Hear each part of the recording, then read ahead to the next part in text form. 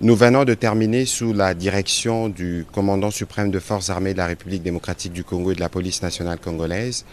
une réunion du Conseil supérieur de la défense élargie où nous avons essentiellement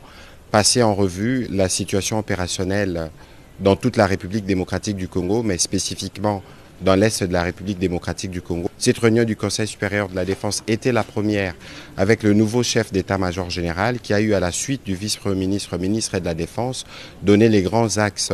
de sa vision sur ce qui concerne notamment la montée en puissance de forces armées de la République démocratique du Congo, mais la réponse militaire que nous apportons face à la guerre d'agression qui nous est menée par les Rwandais et ses supplétifs terroristes du M23.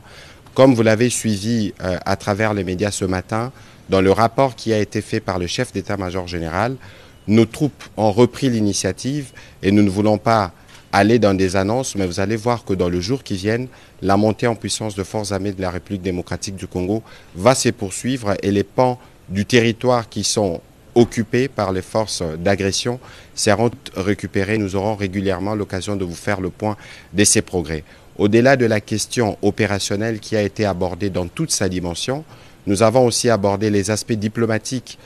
de ces questions où vous avez noté avec nous l'isolation de plus en plus constatée du Rwanda qui montre que ce n'est pas le pays qui veut la paix dans l'Est de la République démocratique du Congo. Et de ce point de vue, la ministre d'État, ministre des Affaires étrangères, a reçu des orientations précises sur ce qui doit être fait à ces niveaux. Dans le même esprit, les aspects judiciaires doivent se poursuivre parce que nous notons,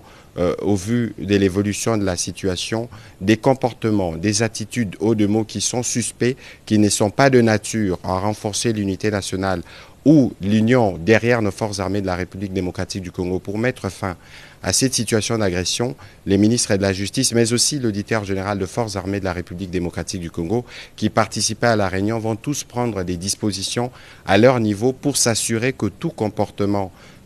à caractère subversif qui ne rentre pas dans l'objectif premier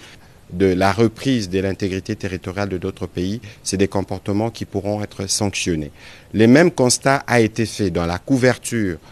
médiatique des événements dans l'Est de la République démocratique du Congo, comme nous avons eu à le relever à travers les mises en garde qui ont été faites. Nous voulons vous dire que des mesures seront prises dans les jours à venir contre tous les médias qui travailleraient dans le sens d'accompagner l'œuvre terroriste qui s'est faite en République démocratique du Congo. Pour l'impératif de la paix, il y a des mesures qui devront être prises absolument pour qu'on s'assure que tous les efforts nationaux qui sont faits pour restaurer la paix dans l'Est de la République démocratique du Congo puissent l'être. Nous avons évidemment eu l'occasion de passer en revue aussi d'autres questions d'importance capitale qui sont traitées au niveau de nos différents services pour nous rassurer que toutes les mesures sont prises pour que la paix soit restaurée, que la sécurité règne partout en République démocratique du Congo. Nous allons terminer évidemment par rappeler la mobilisation que le président de la République ne cesse de demander à tous les Congolais autour de forces armées de la République démocratique du Congo dont il a à nouveau loué la bravoure et les sacrifices.